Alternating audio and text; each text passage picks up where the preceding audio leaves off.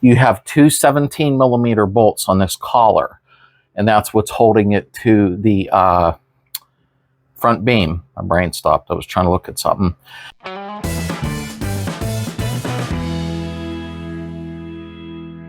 Welcome back to the community, everybody, and thank you all for being part of it. Today, we're doing a steering box. Somebody left a message either in the comments on YouTube or it was in live chat Sunday night, which is always fun, or maybe on our Facebook community group. Somebody said, can I get the steering box out without removing the gas tank? No, but I'll show the procedure. It's really not as hard as you think it is. Now, what I'm going to do is show a couple small clips from an older video of pulling the gas tank, because mine's already up, and the inner tie rods and a few things. Then I'm going to take over on chaos here and then remove the steering box out to show you, because I have all that stuff off already. No big deal. Also, let me know, is this camera good?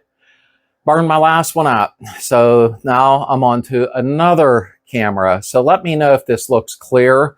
Not the older video that I'm going to splice in a little bit, but you'll know the difference. Let me know how this looks, folks. Okay, let's get on it. Now, there is some important tips I'm going to give you on the steering box while you have it out. You'll thank me later and yourself for your safety. Okay, first I'm going to show a short segment on removing the gas tank, because I have a brand new one. It's just sitting there. Watch this for a second. Okay, so let's just break these loose a little. Up. There we go. Just wanted to see if it ever rusted.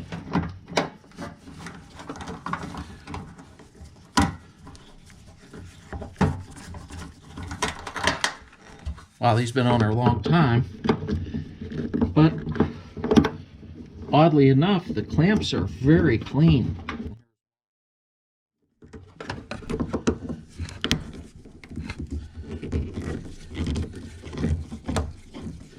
Remember, always save these factory clamps if possible. And we got one right here.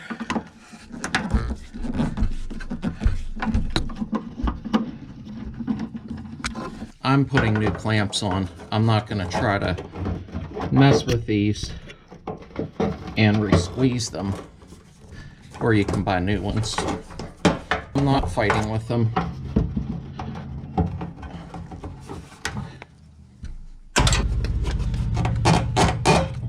There we go.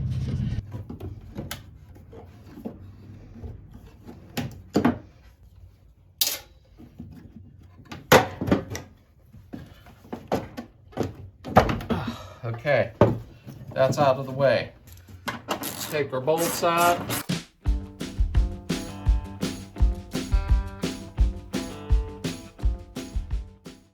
to pull fuel sender off. Be gentle, don't break the wire. There you go. More bolts here.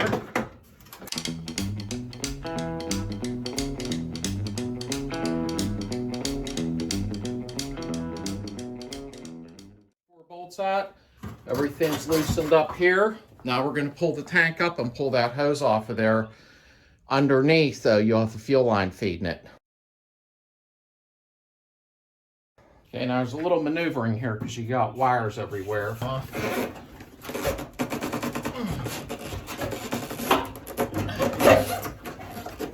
we go. Well, that's clean inside. This way. And, well, there's where the fuel tank connects.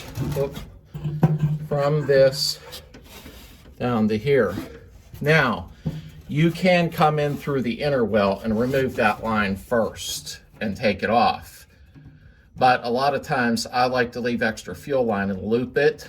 Don't crimp it, but loop it so that you can go ahead and get the tank out easier.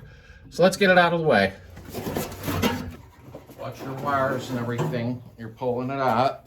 So now that your gas tank is out, now we're going to go ahead and remove the steering shaft, okay, from your steering column, and the inner tie rod ends. You don't have to remove the drums or the outer tie rod ends or anything. But go ahead and watch this clip here that I did on removing the inner tie rods in the steering column, and then we're going to come to current with this camera and go ahead and take the steering box out. Watch this for a moment. I'm going to go ahead and remove the inner tie rods. All right, there's one on each side, obviously. And they come right down through here, right below your steering column. And you can turn the steering wheel to adjust where you want them to be. I'm happy right there that I can break them loose. They're 19 millimeter. So let's break them loose.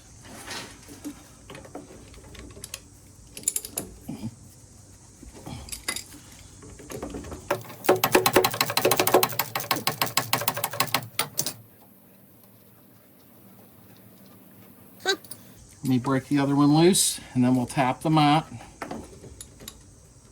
Put my hand up in there to hold it. Probably blocking the camera, bear with me. I don't know if I am or not, because I'm on the other side of the camera. Just yell if I'm blocking it.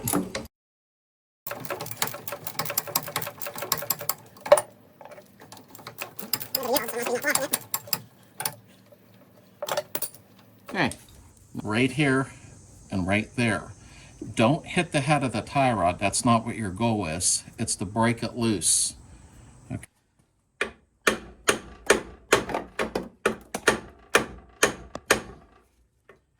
Let me get a pickle fork.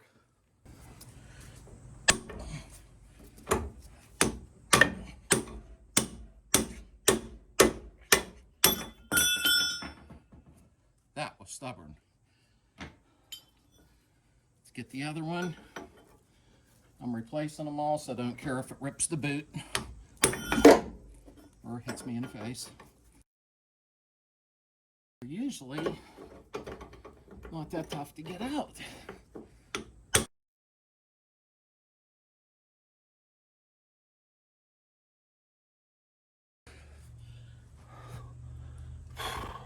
I never seen one that hard to get off of there. Unbelievable. Okay, well, it's off, and I'll show you what I mean from up top. That tie rod came from that side right to there. It's off. Okay, let's disconnect the steering column. We're almost there. Here is your wire. Oops, turn the whole steering column. Move your wire, just a little clip there. Okay, and we're going to get on these 14 millimeter. That's what you need. Okay, hopefully I sprayed these that they come off fairly easy. Come on, get on there. That there. There we go.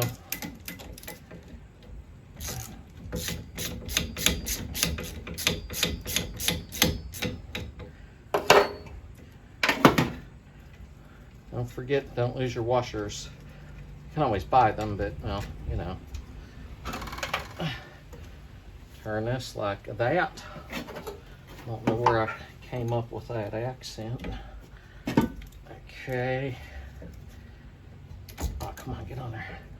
Press the wrench against there. Break it loose. Okay. Whoops.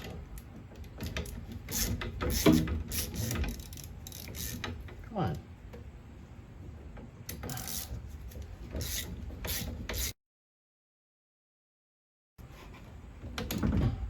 And that is disconnected from the steering box. Okay. Now we're almost done. Now the thing is, a lot of people remove the pitman arm, and I don't know why, because you don't have to.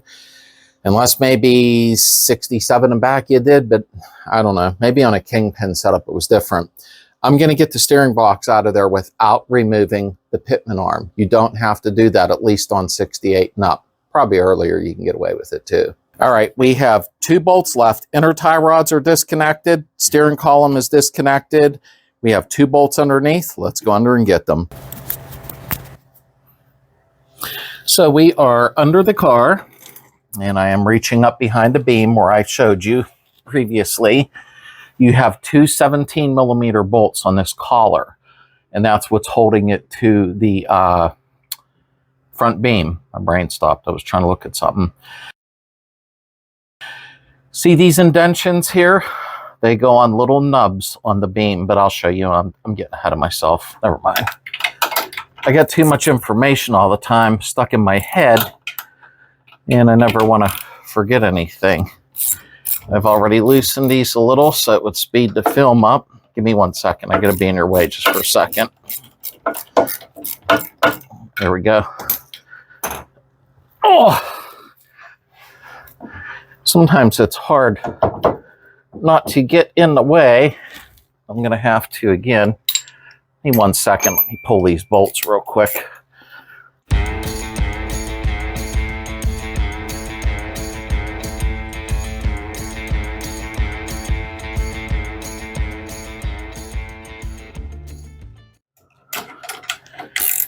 I know, get out of my way, but you know what I'm doing. I'm loosening the bolt.